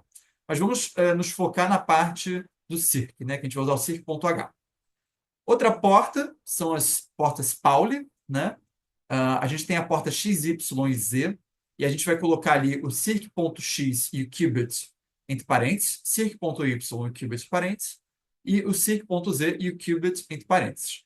E, de novo, isso tudo dentro de um circuito usando o append, como eu falei anteriormente. As portas Pauli, X, Y e Z, elas têm atuações diferentes. A X é um NOT quântico, ela vai inverter o estado de um qubit, do ket 0 para o ket 1, do ket 1 para o ket 0. A porta Y, ela vai fazer uma rotação ao redor do eixo Y no espaço de Hilbert. E a porta Z, ela vai aplicar uma fase -1 no estado ket 0. Quem não entender bem isso nesse momento, não se preocupe, depois você tem que dar uma estudadinha um pouco melhor, mais a fundo, nessa parte da computação quântica. Mas vamos entender aqui e nos ater na parte do Cirq, né, que ele faz toda essa manipulação com uma linha de código, né? Cirq.x e o qubit ele vai fazer toda essa parte aí para a gente. Temos aqui também as chamadas rotações parametrizadas, e que a gente vai usar o Cirq.rx, como vocês podem ver ali no lado direito, né, no gráficozinho preto. O Cirq.rx, no caso de uma rotação no eixo x, ou um Cirq.ry ou um Cirq.rz, se forem nos eixos y e z. Isso tudo porque nós estamos atuando usando portas lógicas para atuar em bits quânticos, que, como eu mostrei ali na esfera de Bloch, né, tem aqueles eixos, né, x, y e z nesse caso daqui. Então, temos aqui a porta C.Rx, o RY, RZ, entre parênteses, vamos colocar um valor em radianos, e depois vamos botar o ponto on e o qubit que a gente quer atuar. Então, se a gente quiser atuar num qubit, que no caso o nome é qubit, ele vai estar ali naquela parcelazinha da direita da nossa programação. Tudo bem. Próxima porta. Temos a porta CNOT, que é a Controlled NOT, que ela aplica uma operação NOT no qubit alvo se o qubit de controle estiver no estado CAT1. E ela é usada para criar o emaranhamento entre qubits, que é justamente aquele estado lá que o Einstein achou estranhíssimo, né? O efeito fantasmagórico à distância lá que o Mauro falou. A gente pode usar isso usando essa linha de código, né? Circ.CNOT, como vocês podem ver ali no gráficozinho da direita, temos dois qubits inicializados, né, o Q0 e o Q1. Os dois nós usamos aquele comando que nós vimos na parte de bits quânticos, que é por nome, que é o named qubit. A gente criou o control qubit e o target qubit. E esses dois qubits estamos aplicando a porta CNOT usando o circ.CNOT. Depois estamos adicionando no circuito usando o append. Próxima porta, temos a porta lógica quântica, que é a swap, que ela vai trocar o estado de dois bits quânticos. A gente usa usando o circ.swap e, entre parênteses, o Q0 e o Q1, que são esses dois bits que nós criamos ali em cima. Então, ele vai trocar o estado de dois qubits. Temos a porta CZ, que é a Control Z, que justamente o que ela vai fazer? Temos os dois qubits lá de cima, né? Vamos usar o circ.cz, e, entre parênteses, os dois qubits lá de cima, e ela vai aplicar uma fase -1 ao estado CAT11, se ambos os qubits estiverem no estado CAT1. Temos aqui a porta lógica Toffoli CC-NOT, que ela vai aplicar uma operação NOT no qubit alvo, apenas se os outros dois qubits de controle estiverem no estado CAT1. Então, a gente precisa de 3 qubits, o Q0, o Q1 e o Q2. Criamos ali com o nosso name qubit, botamos ali uns nomezinhos, né? Control qubit, target qubit e other qubit. Aplicamos o circ.toffoli para usarmos essa porta lógica, e, entre parênteses, Q0, Q1 e Q2, são esses 3 qubits, e vamos aplicar essa operação da Toffoli. Tudo bem. Então, todas essas operações, né, todas essas portas lógicas, elas são utilizadas para que nós possamos criar circuitos quânticos, né? Que é o que nos interessa. A gente não usa uma porta lógica quântica separada, né? A gente associa outras portas. Para isso, a gente precisa entender a estrutura aqui no circ de como são os circuitos. Para isso, vamos observar esse gráficozinho aqui que eu botei, né, em branco, que isso aqui simboliza como é que funciona um circuito no circ. Temos esse grande objeto circuit, e o circuit, ele é uma coleção de uma coisa que a gente chama de moment, né? O moment, vou pegar aqui meu mousezinho, é essa parcela, como se fosse um pedacinho de bolo, né, que a gente corta, né? Esse pedacinho aqui vertical, né? Que é um conjunto de operações, que a gente chama de operations, que estão acontecendo na mesma unidade de tempo. Pode parecer um pouco confuso, mas é simples. Eu vou explicar de uma outra forma depois, que talvez clareie um pouco melhor para vocês. Cada uma dessas operations, que são esses quadrinhos meio cinza, né? Elas são um efeito em um bit, um qubit, um bit quântico. O efeito mais comum das operations são os gates, né? Que são as portas lógicas quânticas que nós acabamos de ver. Não são os únicos, porque a gente também pode aplicar outro tipo de efeito, como efeito de medida, que é o measure, né? E outras coisas mais. E, por fim, temos essas linhas horizontais, que são os qubits, né? Os bits quânticos que nós criamos lá inicialmente. Então, recapitulando, agora de baixo para cima. Temos os bits quânticos, que são essas linhazinhas. Aqui, no caso, temos, olhando aqui, ó, 1, 2, 3, 4, 5, 6, 7, 8 bits quânticos, que são essas 8 linhas pretas horizontais. Temos esses quadradinhos cinzas, que são as operations, que estão atuando nesses bits quânticos. E essas operations podem estar acontecendo no mesmo momento, na mesma unidade de tempo. Se elas estiverem acontecendo na mesma unidade de tempo, como, por exemplo, essas 1, 2, 3, 4, 5, 6, 7 aqui iniciais, ou essas 1, 2, 3 aqui na sequência, né? Elas são chamadas de moments. Isso tudo, essa coleção de moments, de momentos, são o nosso circuito. Então, essa é a estrutura base de um circuito dentro do circ. Tudo bem. Só para ilustrar um pouquinho mais esse exemplo que eu falei, temos aqui nesse gráfico branco, na figurazinha aqui da direita, um gate H, que é uma porta Hadamard, uma porta lógica quântica Hadamard que nós vimos aqui um pouquinho lá atrás, né? Essa porta lógica Hadamard, aqui em cima, quando ela é aplicada no circuito, como vocês podem ver aqui na figurinha baixo, né, letra B, né, ela vira uma operation. Então, o H é a porta lógica, quando ela está atuando ali no qubit, ela vira uma operation. Da mesma forma que a gente olhando aqui esse símbolozinho com essa setinha, né, que parece um arco e flecha, é um símbolo de medição, né? Essas duas medições aqui são duas operations, e elas aqui, ó, nesse segundo gráficozinho, esse retângulozinho, que não é um retângulo, né, azul, essas duasinhas aqui, essas duas medições, elas formam um moment, né, porque elas estão no mesmo momento. Então, para a gente poder criar essa distinção, puxando agora para o lado do circ, né, não só a parte visual gráfica do circuito, o circ.h é a porta quântica Hadamard e ela é um objeto gate. O circ.h, ou seja, essa porta Hadamard, atuando em um qubit, que poderia ser um circ.lineQubit 1, isso aqui já é uma operation. Então, pode ser meio confuso, mas conforme vocês começarem a olhar no detalhe, vai ficando mais claro para vocês, tá? Então, aqui ó, temos uma operation, que é uma porta Hadamard aplicada a esse qubit, usando o comando lineQubit 1. Ok. Seguindo, então, vamos para a nossa segunda missão. Então, vamos colocar aqui hands-on, né? Vocês podem criar um novo notebook, ou vocês podem aproveitar o antigo. Lembrando que se vocês criarem um novo notebook, vocês vão precisar instalar de novo o circ, né? Então, acho que é mais interessante aproveitar o que nós já fizemos. Então, vamos ver aqui algumas dessas portas em ação, né? Eu vou copiar aqui esse códigozinho, vou botar no chat e vou botar aqui embaixo também, né? Para vocês poderem ver o que a gente quer que aconteça, né? Lembrando que, colocando aqui nessa linha, a gente aperta Shift Enter para executar e vocês têm que aparecer uma coisinha parecida com essa aqui de baixo. Mas eu vou explicar o que nós fizemos aqui para ficar um pouco mais claro. Então, o que nós fizemos?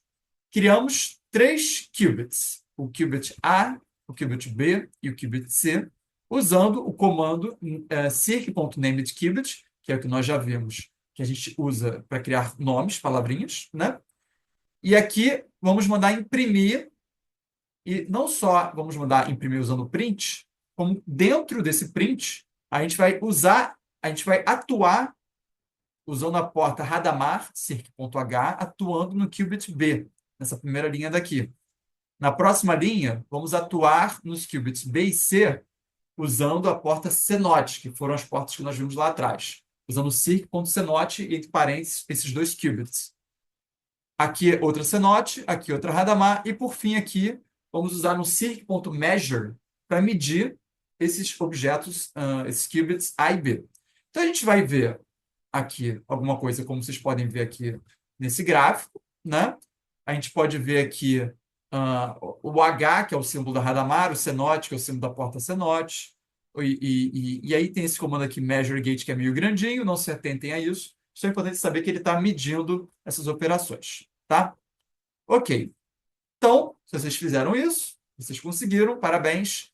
Vocês conseguiram um troféu agora, que é o troféu O Abridor de Portas, né? E vocês ganharam aí mais 9 qubits para o processador quântico de vocês. Muito bom. Então, beleza. Então, vamos criar circuitos, né? Vimos ali o exemplo dos circuitos. Vimos ali que... o que é importante? Para a gente criar circuitos no circ, a gente usa a classe circ.circuit, como vocês podem ver nesse gráficozinho aqui da direita. Temos aqui um circuit, podia ser outro nome, podia ser unicórnio azul, né? Mas do lado direito a gente está criando um circ.circuit, que é um circuito vazio. A gente precisa inicializar um circuito, né? Esse circuito vai ser composto, posteriormente, pelos qubits, que vão ser esses blocos fundamentais, as operations, né, com as operações, com as portas lógicas atuando, e esses moments, né, que são todas essas portas lógicas ou medidas e outras coisas naquele mesmo momento. Então tá. Então vamos ver aqui em ação. Aqui é o que eu já falei, né? Pode parecer meio prolixo, mas ajuda a decorar, né, quando a gente fica repetindo esse monte de comando, tá? O que é importante? A gente vai usar a função append, como eu falei ali anteriormente, para que a gente possa pegar as portas lógicas que estão atuando em alguns qubits e anexar no circuito. Então, temos aqui um exemplo de código, né?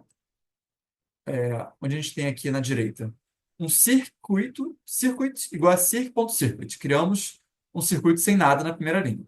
Segunda linha, qubit, circ.lineQubit range 3. Então, aqui nós estamos criando 3 qubits na posição 0, 1 e 2, atribuindo em qubits. E aqui estamos usando o append para anexar ao circuit os qubits que a gente vai atuar. Então, a gente está pegando aqui o qubit 0, atuando aqui a porta Hadamard usando o circ.h, e com isso a gente vai ver, usando o nosso Colab ali, né? A gente vai ver um código conforme esse aqui de baixo. Ó, o qubit 0 com a porta Hadamard, qubit 1 com a porta Hadamard e o qubit 2 com a porta Hadamard. E vocês vão reparar que eles estão na mesma unidade de tempo, ou seja, eles estão no mesmo moment, né? Ok. Pode parecer um pouco confuso, mas conforme vocês forem colocando a mãozinha no código, vai dando uma clareada.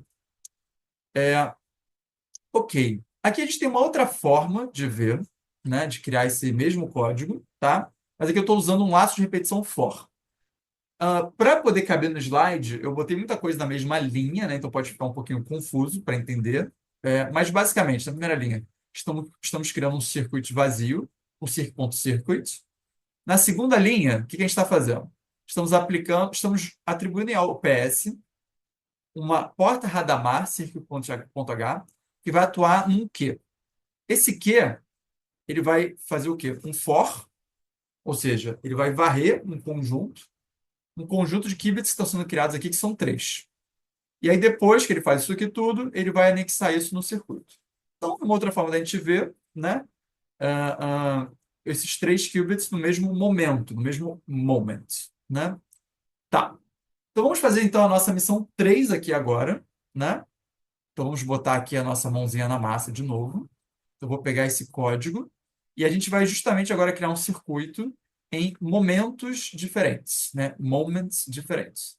Eu vou botar aqui no chat o comando para quem quiser e vou também botar aqui no Colab, né? Vou executar, apertando Shift Enter, e a gente vai ver que temos aqui, ó, 3 qubits no mesmo momento e outros 3 qubits em momentos diferentes, né? Eles não estão aqui mais na mesma unidade de tempo.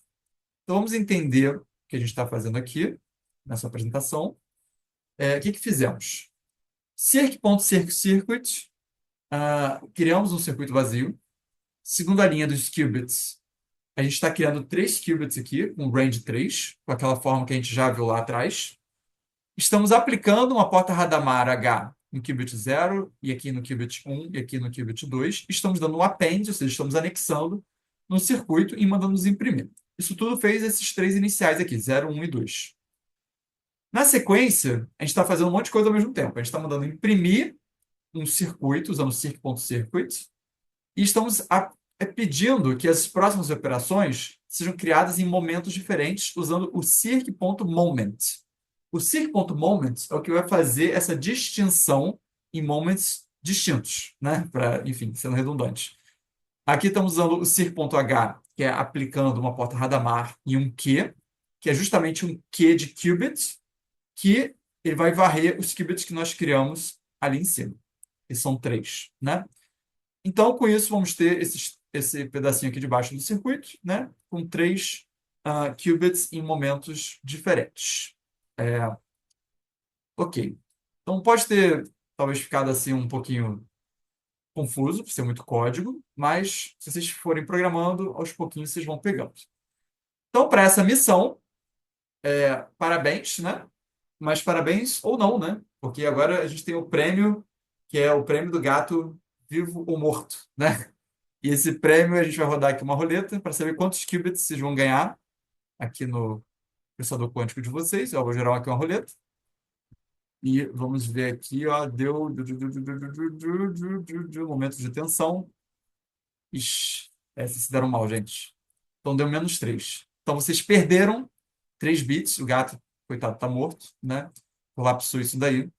Então, na contagem de pontos de vocês, vocês podem tirar 3 pontos depois, tá? Mas vocês ganharam aqui esse selo aí do gato vivo ou morto, né? Ok. Então, o que acontece? Vimos os qubits, são os bits quânticos, no circ. Vimos as portas lógicas, que são os gates. Vimos a criação de circuitos. E existe uma questão aqui também, né, no circ, que é justamente a utilização de simuladores ou o hardware real, né, a máquina, né, os computadores quânticos. Para a gente usar simulação, a gente tem um comando que é o circ.simulator, né, em que ele vai implementar, né, ele vai criar no computador clássico toda essa simulação de um computador quântico, tá? A gente tem aqui do lado direito um código em que a gente usa esse simulator, né?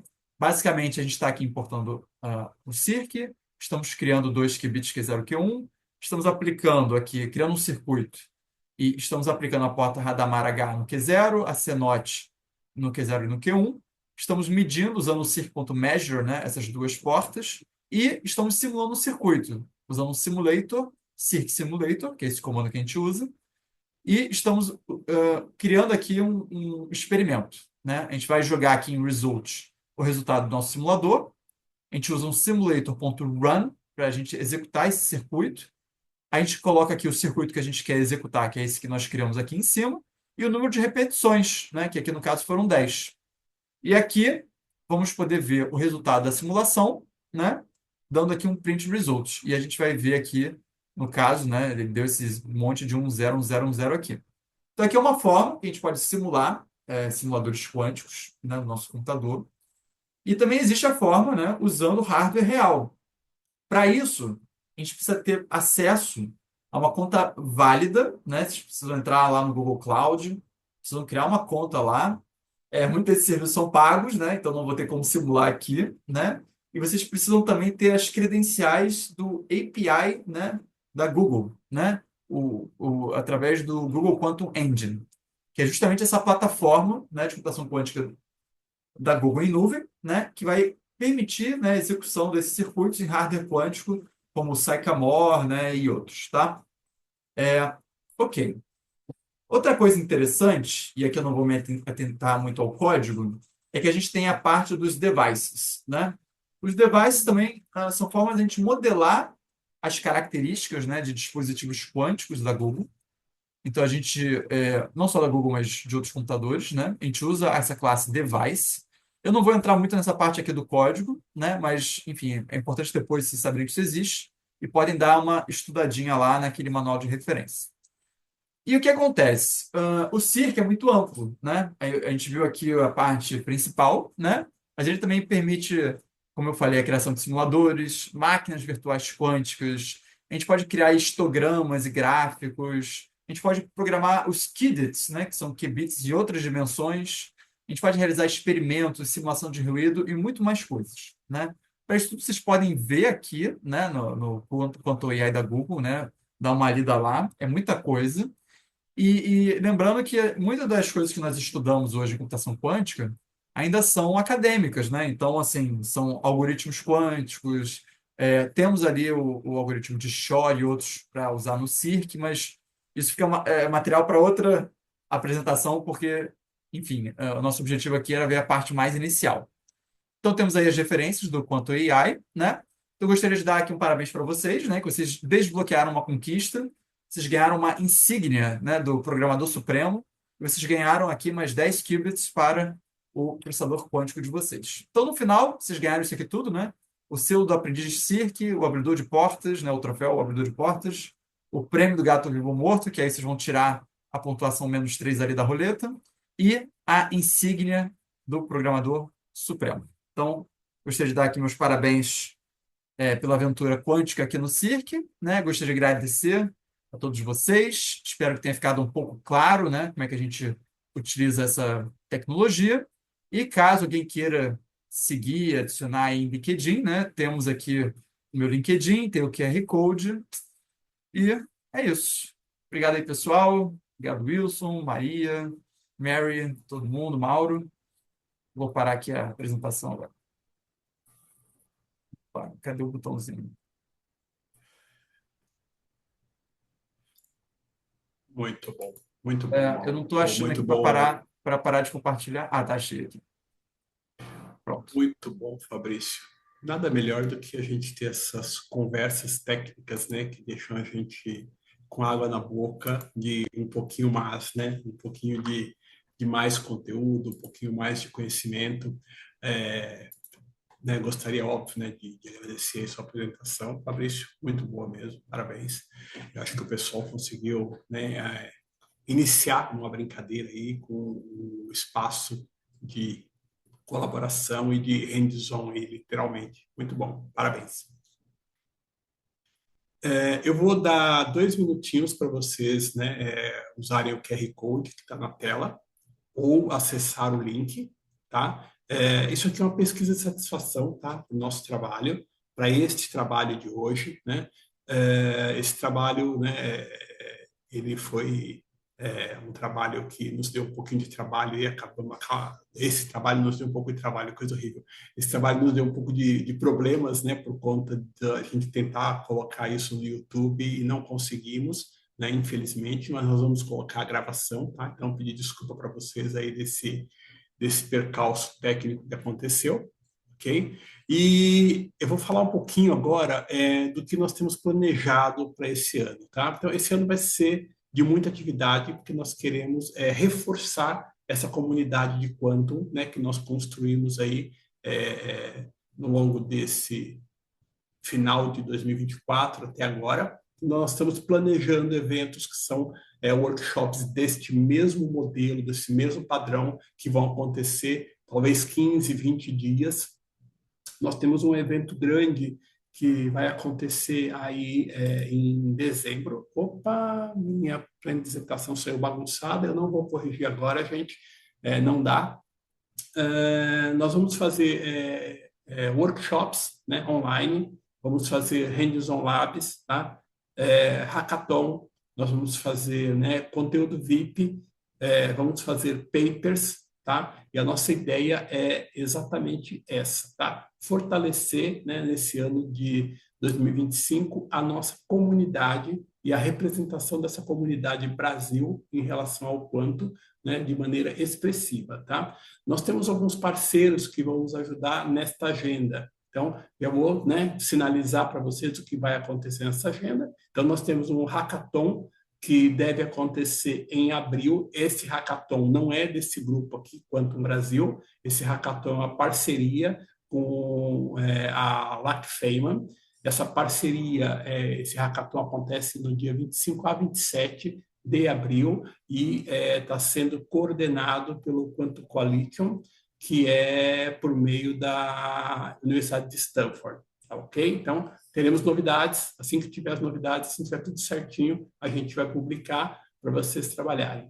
Os Hands-on Lab, né, que nós vamos trabalhar aí para construir, que nem nós construímos agora do Cirque, mas construir de outras linguagens, né, Qiskit, Pennylane, Strawberry Field, Cat, então tem uma série de coisas que a gente quer trazer para vocês no modelo Hands-on. Talvez o modelo Hands-on de uma forma um pouco mais técnica, né, entrando um pouco mais em cada detalhe da linguagem, né, não excluindo as possibilidades, tá? Alguns papers que nós vamos publicar nos nossos canais, tá? Tanto canais do Instagram, LinkedIn, e aí alguns conteúdos VIP, tá? Esses conteúdos VIP nós estamos planejando também para um grupo mais seleto, né, mais fechado, tá? E para isso a gente conta com o apoio de vocês, né, o patrocínio de vocês para realizar esse trabalho, tá? Porque esse trabalho, né, ele tem um custo, né, ele um custo de tempo, um custo de material, um custo de conexão. Então, a gente conta bastante com o apoio de vocês para isso, ok? Aqui há algumas informações importantes para vocês, né? Meu encerramento ele acaba aqui, né? Agradeço, né, Fabrício. Mariane fez uma apresentação de abertura fantástica. Amei, Mariane, muito obrigado, de verdade. O Mauro aí da Big Learning, que trabalhou com a gente, né, já nos bastidores, a gente vem conversando bastante. O Mauro é um amigo de longa data aí, então a gente vai ter muito material ainda para ser trabalhado nesse ano de 2025. E esse grupo aqui, que é o Quantum Brasil, né, que tem também, né, o IBT15, Instituto Brasileiro de Tecnologia e Inovação por trás, a Kilbra, que é uma empresa, né, que começou, né, com foco, né, em hardware, acabou mudando esse foco. Daqui a pouco nós vamos voltar para o hardware novamente, né? O Photon Mais, que é um instituto de um ICT, né, que está ali também ligado à LabFEMA, a Quatia, que é a minha empresa de tecnologia e inovação, e, óbvio, né, a Unesco, né, na representação aqui do Ano Internacional de Ciência e Tecnologias Quânticas. Acessem nossos canais, né, eu vou passar esse material, já está lá no nosso grupo do Quantum Brasil, né, mas eu vou passar esse material também para outros grupos que a gente tem acesso. Acessem nosso material, acessem nossos canais, façam parte desta brincadeira, porque esse ano vai ser bastante divertido, tá? Então, obrigado pela presença de todos, né? Abro aí para quem estiver conectado, quiser fazer alguma colocação, Fabrício, Mariane, Mauro, ou alguém especificamente aí que queira trazer alguma coisa, alguma novidade, queira compartilhar, queira, né, fazer parte do grupo aqui, porque a gente precisa de gente também, né, para fazer as coisas acontecer, tá? Então, está aberto para vocês falarem e apoiarem o que vocês quiserem. Obrigado.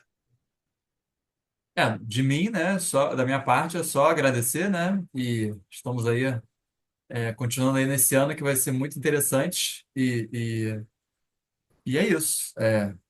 Só agradecer a comunidade mesmo e todos nós fazemos parte. Queria agradecer também. Fico feliz de estar aqui. Também tem gente acompanhando. E vamos aproveitar esse ano, né? Tanto participar das coisas quanto fazê-las acontecerem.